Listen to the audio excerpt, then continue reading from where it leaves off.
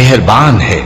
और जब तुम्हारे परवरदिगार ने मूसा को पुकारा कि जालिम लोगों के पास जाओ, यानी कौम फिरौन के पास, क्या वो डरते नहीं?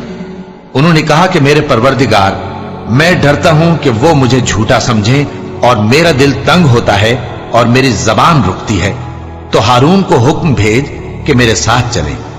और उन लोगों का मुझ पर एक गुनाह यानी फिरौनी के खून का दावा भी है, सो मुझे यह भी डर है कि मुझको मार ही डालें। फरमाया, हरगिज नहीं, बस तुम दोनों हमारी निशानियां लेकर जाओ, हम तुम्हारे साथ सुनने वाले हैं।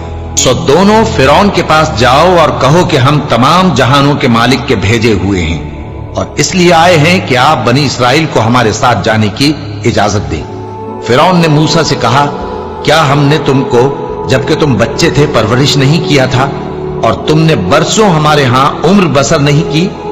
और तुमने एक और काम किया था जो किया, तुम